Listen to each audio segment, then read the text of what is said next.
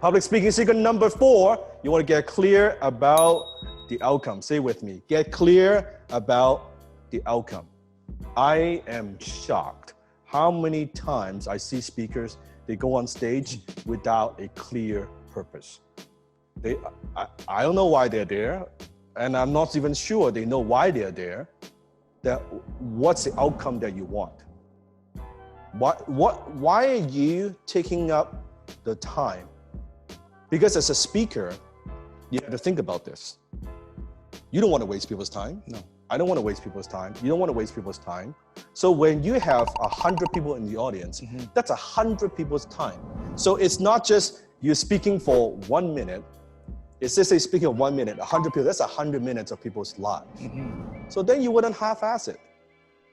That's the way I see it, right? You take responsibility and say you want to be good. So what's the outcome that you want to create? So are you there to sell? If you're there to actually get a sale to close some kind of deal, are you there to sell? Well, don't lose sight of that. You're not there to get applause. You're not there to show the world how smart you are. You're there to get a sale, to get a contract, to get an agreement, right? Then you sell. Are you there to entertain? If you're there to entertain, then you just entertain. Have a good time. Make sure that people have a good time. You have a good time, right? Are you there to inform? Maybe it's in a corporate setting that to inform, you want to inform your prospect or your client about certain thing, a certain issue or a trend that's coming up. By the end of the presentation, do they understand what that thing is and what do they need to do, right? Or there's some kind of steps they need to take. So are you there to inform? Or are you there to motivate and inspire? Meaning that how do you want them to feel after your presentation? Do they feel inspired and can't wait to take action? Kind of like Tony Robbins? Or do they feel, well, kind of saying that it's cool, it's a interesting story, but that doesn't do anything for me, right? So what is the outcome that you want? Does this make sense? Get clear about your outcome. And also means, another way you look at it is, in order to get clear about your outcome, doing your homework ahead of time, who are you speaking to? Do you know who you're speaking to? Who is in the audience? Are you speaking to a group of entrepreneurs? Are you speaking to a group of just friends, right?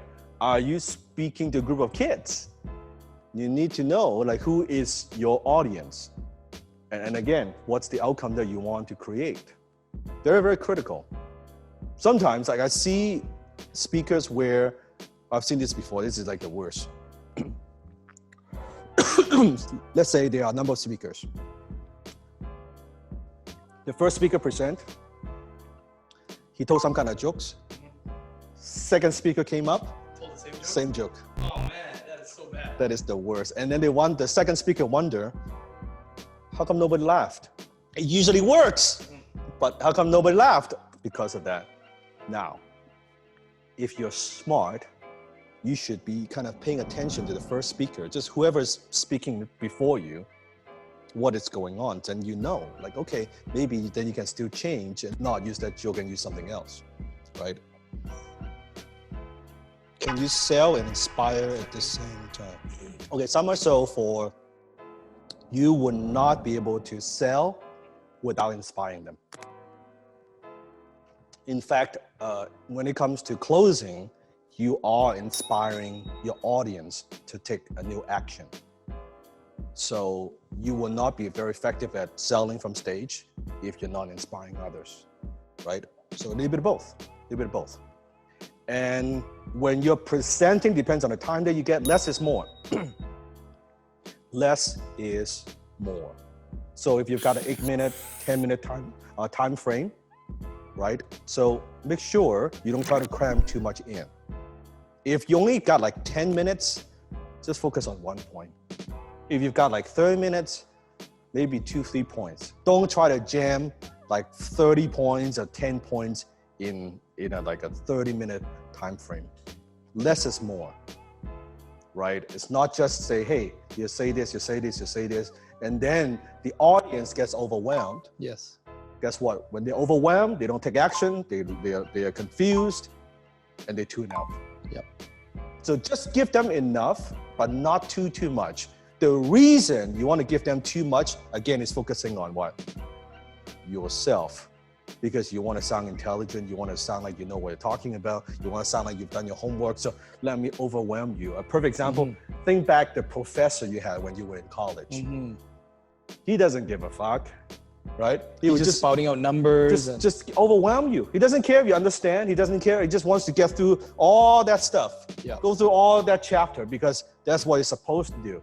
But that's not a good teacher. A good teacher would be like, hey, slow down. I want to make sure that you get what I'm talking about. That's the difference, right? Remember that college professor? Yeah, that's a perfect example. Try to cram too much in one session and in one speech. So Harvey was asking, what's the difference between selling one-to-one versus selling one-to-many or selling on stage? I think that's a very advanced topic to go into.